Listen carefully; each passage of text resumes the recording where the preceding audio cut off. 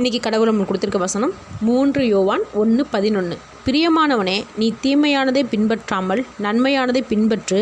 நன்மை செய்கிறவன் தேவனால் உண்டாயிருக்கிறான், தீமை செய்கிறவன் தேவனை காணவில்லை.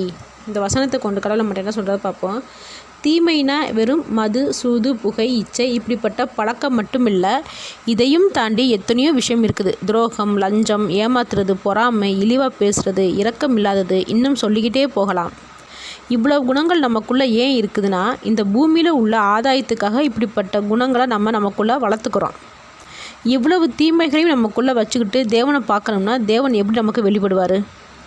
சில சமயம் நம்ம நினைக்கலாம், இத்தனை குணங்கள் நமக்குள்ளே இல்லைனாலும் சின்ன சின்ன தீமையான குணங்கள், அதாவது பொறாமை, இப்படிப்பட்ட சின்ன சின்ன தீமையான குணங்கள் நமக்குள்ளே இருக்கும்போது நம்ம வேண்டுனதை தேவன் நிறைவேற்றுறாரே, கொடுக்குறாரே, அப்போ தேவன் நம்ம கூட இருக்காருன்னு தானே அர்த்தம்னு நம்ம யோசிப்போம். அப்படி இல்லை. தேவன் நம்ம கேட்டதை செய்கிறார்னா தேவன் உண்மை உள்ளவர், அவனால் எதையுமே செய்ய முடியும், அவர் ஒருவரே கடவுள் அப்படின்னு நம்மளை உணர வைக்கிறதுக்கும் அவர் மேலே நமக்கு பயமும் பக்தியும் இருக்கணும்னு தேவன் நமக்கு நல்லதை செஞ்சு வெளிப்படுத்துகிறார். அதுக்காக நம்ம தீமை செஞ்சுக்கிட்டே இருக்கோம்னா தேவன் நமக்கு கொடுத்ததை சீக்கிரமாகவே அழித்து போட்டுருவார்.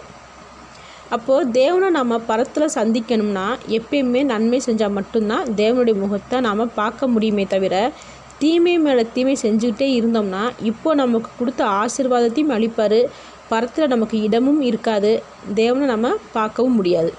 ஆமேன்.